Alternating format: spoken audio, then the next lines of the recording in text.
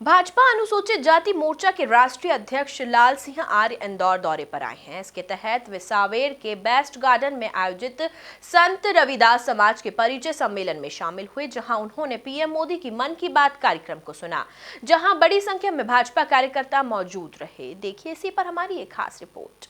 इस दौरान भाजपा अनुसूचित जाति मोर्चा के राष्ट्रीय अध्यक्ष लाल सिंह आर्य ने कहा कि अनुसूचित जाति वर्ग के पीएम मोदी ने काफी काम किया है, जिसकी घोषणा उन्होंने अपना कार्यकाल शुरू करने के दौरान ही कर दी थी। जिस तरह वे अनुसूचित जाति वर्ग के आराध्यों को नमन करने का काम कर रहे हैं। अनुसूचित जाति के कल्याण के लिए जितना काम नरेंद्र मोदी शिवराज जी के नेतृत्व में हुआ है, शायद इतना पहले हो गया होता तो हिंदुस्तान में कोई गरीबी नहीं होता।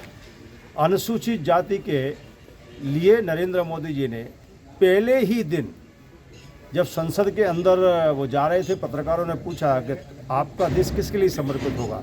मोदी जी ने कहा था कि मेरी सरकार गरीबों को समर्पित होगी, शोषित वंचितों को समर्पित होगी, महिलाओं, किसानों को, नौजवानों को समर्पित होगी।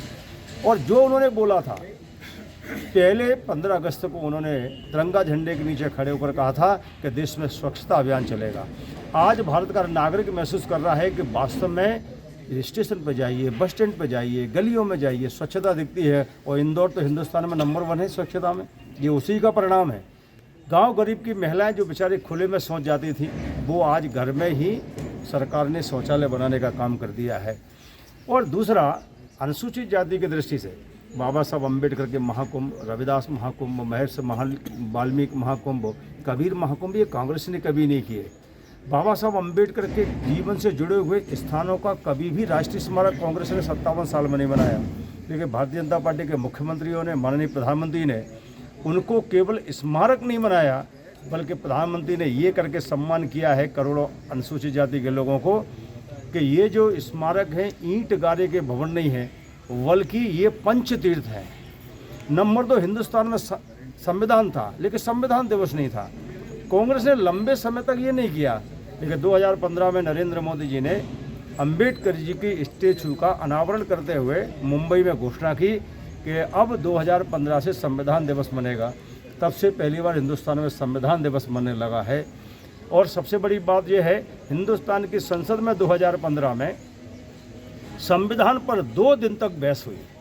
यानी कि संविधान किसके लिए है?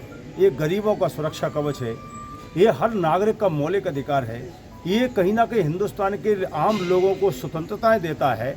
इसकी जानकारी आम नागरिक को होना चाहिए, जिसे कांग्रेस ने जानबूझ के छुपा के रखा। कभी भी अंबेडकर जी के नाम से किसी स्मारक का नाम नहीं था, किसी बिल्डिंग का नाम नहीं था।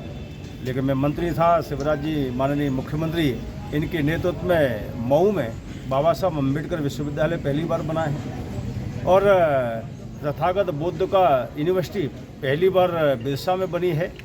और नरेंद्र मोदी जी के नेतृत्व में 100 करोड़ का राष्ट्रीय स्मारक अम्बेडकर जी का 26 करोड़ बना है। और इसी प्रकार से 192 करोड़ का डॉक्टर अम्बेडकर इंटरनेशनल सेंटर 15 जनपद दिल्ली में बना है। इसका मतलब ये है कि गरीब कल्याण की योजनाएं। अपनी सावेर दौरे के दौरान लाल सिंह आर्य ने पीएम मोदी के मन की बात कार्यक्रम को सुना और उनके बारे में जानकारी दी। श्री नरेंद्र मोदी जी द्वारा हिंदुस्तान से सीधे जुड़ने का एक कार्यक्रम मन की बात का आज 98वां एपिसोड था। अप्रैल में 100वां एपिसोड होगा। देश भर में कुछ नवाचार लोग करते हैं। देश की संस्कृति, धार्मिक कुछ चीज़ें हैं, कुछ नया लोग करते हैं। उन सब की जानकारियाँ कहीं ना कहीं मन की बात के कार्यक्रम में मिलते हैं।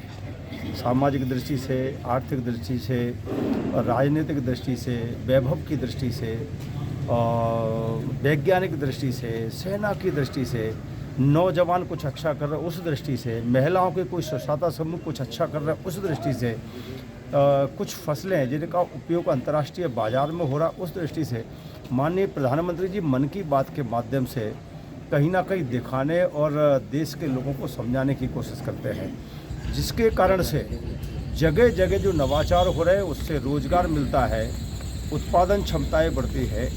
ये हर आदमी कहीं ना कहीं दूसरे राज्यों के नवाचार को अपने यहाँ भी उपयोग करे, ये जानकारियाँ माननीय प्रधानमंत्री जी की तरफ से दी जाती हैं। आज इस कार्यक्रम में बाबा साहब अम्बेडकर जी के संबंध में भी उन्होंने उल्लेख किया है और मिल्स के बारे में भी उपयोग किया है। जैसे आजकल बाजरा, मक्का का सूप भी बनाया जा रहा है, रोटी भी बनाई जा रही है, उसके दलिया भी बनाया जा रहा है। ये उपयोग भी कहीं ना कहीं हो रहा है। माननीय प्रधानमंत्री जी ने आज G20 की जो बैठकें हिंदुस्तान में चालू हो गई है उसके संबंध में भी बहुत विस्तार से बताया। ये भारत के लिए गौरव की बात है कि उसकी अध्यक्षता करने का मौका भारत को मिला है और सबसे पहले G20 की बैठक में 56 हिंदुस्तान के शहरों में ये बैठकें कहीं ना कहीं होंगी।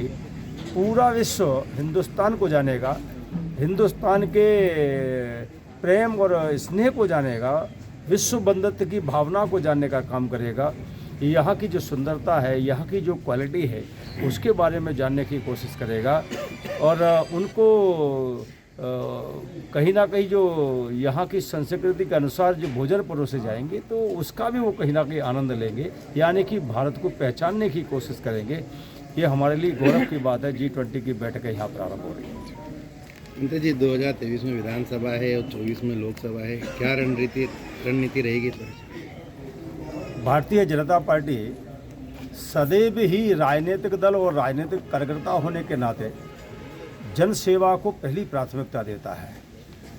इस दौरान भाजपा अनुसूचित जाति मोर्चा के राष्ट्रीय कोषाध्यक्ष श्री सूरज केरो, भाजपा जिला अध्यक्ष डॉक्टर राजेश सोनकर, प्रताप करूसिया, प्रदेश कार्य समिति सदस्य सुभाष चौधरी, भगवान परमार, नगर परिषद अध्यक्ष संदीप चंगेड़िया, भाजपा अनुसूचित जाति मोर्चा के जिला अध्यक्ष राहुल चौहान, जिला मीडिया प्रभारी वरुण पाल समेत अन्य भाजपा नेता शामिल हुए। Bureau report, MP news, Sanwer.